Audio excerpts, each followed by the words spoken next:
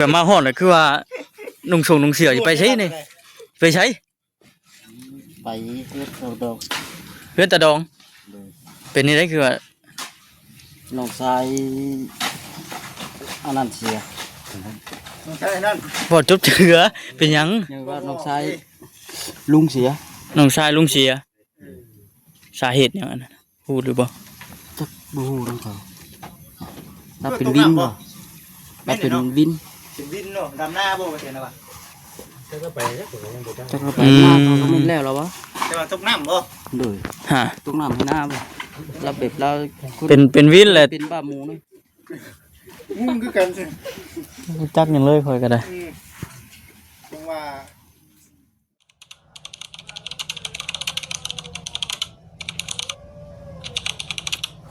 เป็นนี่ได้อยู่นี่ก็มาฮอดน่ะคือว่านุ่งส่งนุ่งเสื้อสิไปไสนี่ไปไสไปเฮ็ดเอาดอกเฮือนตาดองเป็นนี่ได้คือว่าน้องชายอันนั้นเสียน้องชายนั่นบ่จบเจือเป็นหยังยังว่าน้องชายลุงเสียน้องชายลุงเสีย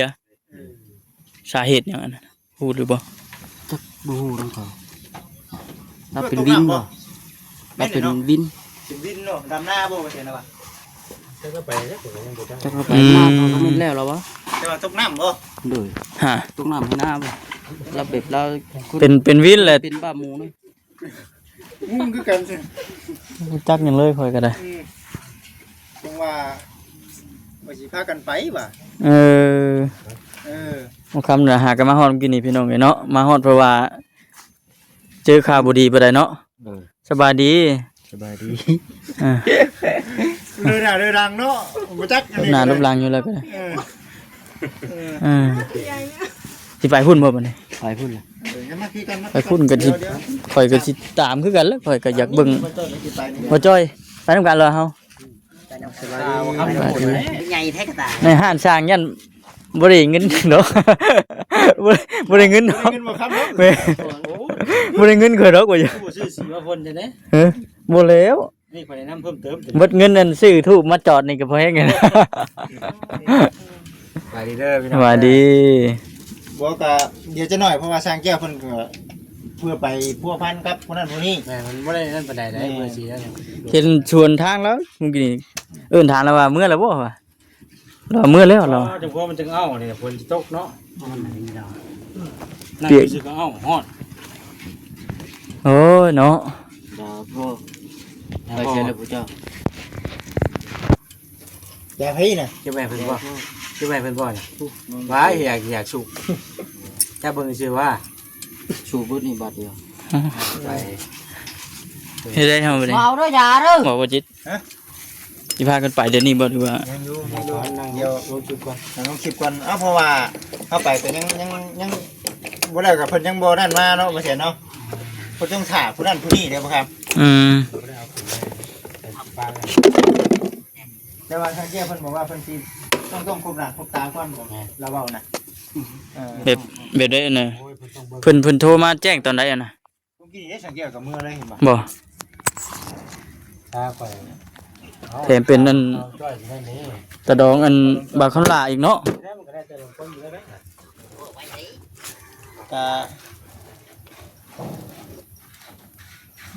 เนาะเป็นอะไร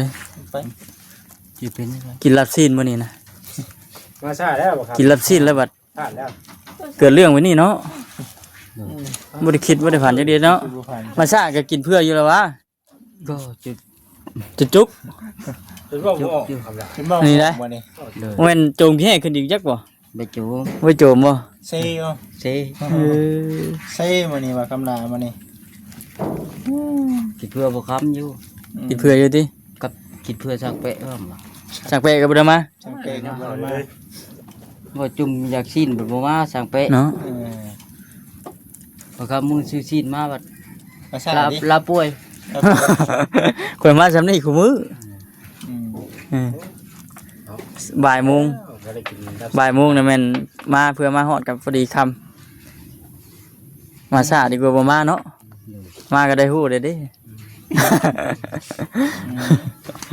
บ่จอยได้ทันอยู่บ่ทันบ่จอยพอดีกำลังสิ แค่น่ะแม่นดิ บ่จอยพอดี กำลังสิ แต่งออก พอดีแต่งออก เพื่อโชคดีเนาะ พอแผดแล้วบ่มาบ่ บ่แพ้ ประเภท บุญ เนาะ เนาะว่าสิ คือสิหลายบ่ได้มีแต่ข่อยดอกจ้ะนะผู้พลาดโอกาส บ่จอยบุญป่าแล้ว พูดบ่าว น้องเซ่พอดีมากำลังสิเฮ็ด นี่คือกันได้บ่ครับ ฮะ เพราะว่าชิ้นมันก็พอดีนะ เออ เป็นยังหรอก บ่เนาะพูดดีบ่ ก็จะให้เขาว่าตรงไหน ก็กะลีเนาะเจ้าก็เนาะ ก็จะให้เขาว่าตรงไหนพุ่นว่าก็ได้ ก็ว่าใช่กันว่าชิ้นมันก็พอดีช้ำเลยได้นะ เออเอาโอกาสหน้าโอกาสใดเนาะ ที่เพิ่นมีโอกาสนะ กันไว้มีโอกาสอีก มีบ่จิตถึกเลขแมลง บ่อีกบ่เนาะ เพิ่นถึงได้ใครในดอกเนาะไม่เรียกออกอีกว่าจะมาแรง อ๋อแล้ว เอามื้อนี้วันยังมื้อ มาหัดบ้านมันนี่ บ่หัด ดีสับเช้าเงินข่อย กันบ่ถือกันดิ เขามันถึกเด้ มื้อนี้3 มื้อซ้อน5 มื้อซ้อน เจ้าได้บ่ได้เอาบ่ ว่าได้ยินนํกันอยู่เนาะ ได้ยินก็ได้ไปจับซับหญ้าก็แล้วก็แค่กลับค่ำมืดแล้วมัน ขับเลยดิ เออ เขาสิย่างเข้ากับลูกคัดเลย เออ คนอ่อน เนาะมันน่ะ ย่า เนาะอุ่นมีกับบังเด้อ ว่าจะเข้าชื่ออยู่เหรอมาลูกคัดย่าชวนลูกเขาคัด ขาดดิ แล้ว ชวนไม่ชวนผู้มันชื่อบ่เป็นเนาะ เนาะ เอ้าบ่เขาน้ำเมาสิอุ้มคัดบ่อยากเข้าแล้วอุ้มเขาก็ให้เขาบ่อยากเข้า ฝนตกเลยอยู่ข้างทางข้างนอกนะ ฟ้านี่ก็ตกเลย โอเคมันจะเปียกแห้งเกิบ ตกคู่มือว่า ว่านี่ตกนะ เฮ้ยมันน้ำในทางอยู่ข้างบ่คาทักพี่บ่ตก บ่ตกได้อยู่บ้านเฮาก็บ่ตก ไม่ตกได้สมองอยู่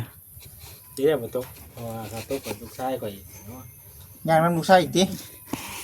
ตกก็พอได้ห้วยเขานี่แหละตั้งแต่ดำน้าแรกฝนบ่ได้ตก ให้มันตกนี่ รู้ว่าเนี่ยตกอยู่แล้ว ไปหาน้องดามื้อนี้สรุปมื้อนี้ เอ้ายังบ่ทันแล้วบ่ ยังบ่ได้ หลายคนรู้ นักได้สรุปบ่กูยว่า แต่ว่าจะเฮานี่ซื้อ บัดเฮาแล้วแล้วก็เบิ่งคือว่าล้าเนาะ ตัวนี้อันนี้เฮ็ดตั้งแต่เพิ่นบ่ทันได้เฮ็ดเนาะเออ คนบ้านคนเมือง ก่อนบ้านก่อนเมืองดิ บ่ทันมีจังว่าสิบ่แล้วอยู่เนาะ ลูกชายติ ปิดบ่มื้อนี้ห้องน้ำ กินมันที่ทางหน้าบ่ น่าจะ แม่น เนาะน่าจะสำเร็ กิ จ นซีนก็คือวดมุ้ยเฮงแท้เนาะ จุกดิ จุกบ่เดี๋ยวนี้น่ะ กินอิ่มจะจุกบ่กินอิ่มจะจุก โอ้ยโพดเลย แน่นอกอยู่บ่ อิ่มแห้งอีหลี กลัวมื้อนั้นอีก เห็นพี่อะไรเบิ่งครั้งแรกค่อยเบิ่งจากที่ค่อยเบิ่ง เบิ่งนี่ได้คือแบบอ้อได้เล่ไปได้ไปหนึงนี่ มันอยากขึ้น ข่อยก็ว่าอยู่ รอยู่ เฮ้ยข่อยจะเอ้า คือหมูมีแห้ง มันขึ้นเน่นได้ว่ามื้อนี้ว่าแต่ว่าชม มันหยาบบ่ บ่ก็ธรรมดา จักต้มระลายบ่ กินหลายจนแบบว่าเห็ กินหลายโทษเด้อหน่อยอยู่ เดี๋ยวไปทาต้มยำ เห็นสิ้นหลายแล้ว เจ้าอ่อนได้ดิ เจ้าจะบอกว่าจะเฮ็ดเยอะ ทำไม่ได้ ให้มันแน่น กิน ได้ รวมจัดเพิ่น ได้เป็นจุกแล้ว สิเอื้อมก็บ่เอื้อมเลยคือแบบ นอกอยู่ สัตว์ตาดมาพี่เว้ย อีโพด บ่เอาน้ำเด้อข่อย เนาะเดี๋ยวทางเก่าแล้วว่าคำละ บ่เอาแล้วไปดังกัน บ่ซ้ำกินกระปุ่นอยู่เวียง กินอิ่มไปนี่แหละบ่ค่าแลบ่ค่ามันพูดว่าอยู่บ่ได้บ่ เป็นนี่ได้ โอ้กระปุ่นเนาะ มันคุยเนาะ มันคุยคุยครับ ดิ ไก่อันนั่นน่ะจุดเต็มใส่เยอะบ่ค่ามันพูดอยู่บ่ได้บ่ได้ไปเซน้ำมา ป่านนั่นผู้ว่าคำละ นั่นอยู่ กินเพื่อเลยเนาะ กินกระดุกกระดิดีเนาะ เนาะกินเพื่อมื้อใหม่เลยนี่เห็นว่ากัน อันนี้ที่กูหันที่นี่บ่บัดนี่ อ๋อ กระปุ่นก็กี่ถ้วยขาไก่นี่จนได้เซน้ำมาหมูมีอีกหม้อนึงก็จนเซน้ำมาเดียวกัน เพื่อว่าสายกินนี่ดิ ใส่ตูด ใส่ตูดสร้างคนมาเท่านี้บ่ มือแล้วสังเกตกับมือเลยเผาอันนี้เป็นเผาเพื่อไปหาคนนั่นแหละ อยู่หน้าบ่บ่คำละ จะหูอยู่บ่นะ จักสิหน้าใดหน้าตัวพุ่นบ่ เช่นว่าอันนั้นน่ะแม่นรถจักรนี่ไปได้อยู่บ่ หน้าใกล้บ้าน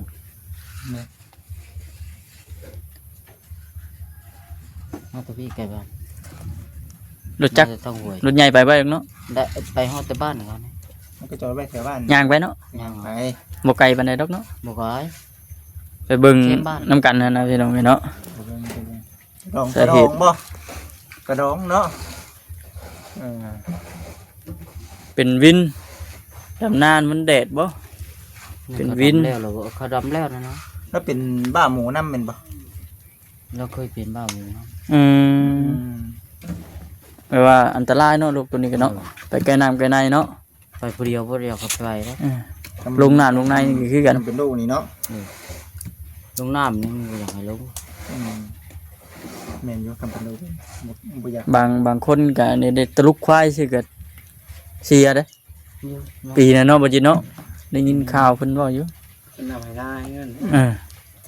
ตะลุกไปสิเด้อ ซื่อๆนี่ อืม เออ บ่ตุลุกขนาดผู้บ่เป็นบ้าหมูอะไรเท่านั้นนอนตอนไปงานยาก็ยังพี่จังค่าเดียวนึงน้ำสิได้หลายน้ำใดตัวเองใดขึ้นใดซึ่ง บ่มันไฟดูดจ้ะ ไฟดูดมันอ่อนแล้วสิลุกลงหันพระมีไฟเห็น เออ อ๋อตัว อิหยัง เอาแห้งอีกทีเดียว จะยันบ่แห้งเลย ข่อยคือบ่ได้เอากันได้บ่ จุดกันสิ เพิ่นจังข่อยแข่งผลมาบ่ สัญญาณนะอ๋อ คนตายแขนคอสะบาดยางเนาะอยู่เนาะ แน่นอนอยู่ ตื่นมื้อเช้าเห็นหน้าจังว่าหยัง แน่เพียงคุณมาทางในก็ใกล้สิได้แล้ว กินรถหมกคอนกินรถหมกคอน ให้กินในร้ายบัดนี้เนาะบ่ย่านบัดนี้เนาะ มาข้อนั่นได้กินเป็นโลแล้วติ ยันสวมฮักได้ข่อยก็ได้ ว่ากันหลายเจ้าว่าจะคนทีมงานมานี่เออเจ้าเฮ็ดเด้อ ว่าเราเยี่ยสวมมากบ่ได้เลย อ๋อส่วนจิตรู้อะไรได้มันเป็นท่าได้บัน เนาะยุบที่ออกที่ข่าวอยู่เนาะผู้ใดก็ได้ อย่าประตูห้องน้ำพี่เนาะ เออเจ้าอย่าท่านะว่าคำละ ไปสามมือปุ๊บประตูห้องน้ เจ้าอย่าท่ากันได้ ำพี่ก็เฮ็ดเปิดสว่างกว้างเลยป่ะ บ่แบบออโต้เลยแบบไม่ต้องปิดต้อง ยา เปิด จ้านี่พอ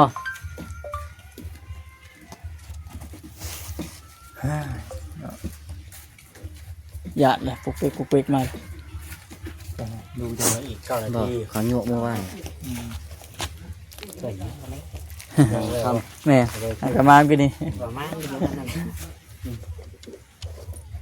ป้าบาคนหลาพาไปเลาะเบิ่งข้างหน้าได้ปะไปเลาะเบิ่งข้างหน้าก็เด้อ ต้องเรื่อยๆขนาด ลองเลยป่ะลองเลยปอเด้ออ้าบ่ได้กันขาดโคตร ไปลองดูว่าไปลองดูว่า ลองเลยบ่ว่าซั่นแล้วล่ะบ่เพิ่นว่าอย่าคอยเวลาก่อนมันจะหน่อยห่วยสร้างจะได้หอบกุนได้บัดนี้เนาะ ได้ยุ่เดียวไปเมื่อก่อน ได้อยู่กันน้องกันถือห้องเมื่อก่อน บ่ได้เลย อ๋อดูปิดจ็อบบ่น้องเดือดทองมื้อนี่ปิดบ่มื้อนี่ ติดงาน อืมครับเนาะ เฮ็ดงามได้ขับลาดได้ เนาะเอ้าอย่าพลาดบ่ ลาดเอา เนาะ ขายไป2,000จักร พอเนาะ2,000พ่ออันส่วนทางเราเมื่อกี้นี่ได้อันแต่พอ ผมเลี้ยงกูเป็นบ้าหมูนะ เอื่นถามแล้วเพราะว่า เป็นเลยครับ คนย่างยังย่งนี่บ่ วิ่งเรื่องประสาทมันขึ้นมาให้ บ้านเฮาเพิ่นเอิ้นว่าอันบ้าหมูเนาะ ขึ้นแห้งนะ อันตรายเด้อ เป็นเยอะ เคยได้แบบเคยตลอดแล้ว หน้าตู้เข้มบ้านกับหน้าตู้บนทักขัวนี่แล้ววะ มันไปนะมันไปเพียง จักไปอย่าง หน้าใช้แนวมาบ้าน หน้าเข้มบ้านหน้าบ้านโมเมนต์ว่าหน้าท่านหน้าตัวพุ่นบ้านหน้าตัวไร พูดแล้วจิตเจ็บเก่านะ คนอันอายุประมาณเท่าใด ชาวป่า ชาวปลายปี ชาวป่ามันก็ใหญ่เห็น อืมอย่างแล้วมีโรคประจำตัวนะไปทางใดก็ ตายให้นะเวลามันเป็นเขาเอาบ่ทันเขาบ่เห็น เขาบ่เห็นไปผู้เดียว หนึ่งจะน้ำยังตายนะคนว่าน่ะ แต่ล่มอยู่น้ำเดินน้ำหยังที่คันว่าบ่มีคนเห็นยังอยากเคียงเลยเนาะ ปวดหนาลง เคียงได้ลูกตัวนี้ ลูกเมียเด้จ้ะ ยัง ยังบ่ได้มี โอ้ โอ้ ไป ไป รุ่ รุ่ น นอยู่บ้านเขาพุ่นแล้วเขาฟ้าแล้วว่า บ่ ยังฟ้าเหมือนพุ่นแล้วเขาผ่าขึ้น อืม ยังนี่หรอ นี่ก็ยังพูดไป ยังบ่ฮู้รายละเอียดปานใด มีเราถึงนี้แล้วพี่มันไปรับจ้างพุ่นบอกนะ บ่ ไปกินเหล้าเลยโอ้ยเบิ่งไปเด้อ อืม เจ้าคนที่เด้อกินเหล้า อืม เกิดเรามีที่โตได้ พกพาติดตัวเลย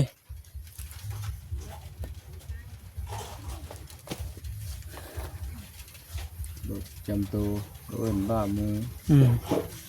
ก็เดินอยู่ห้องหมอเอิ้นประสาทร้องเอิ้น อืม ประสาทที่โต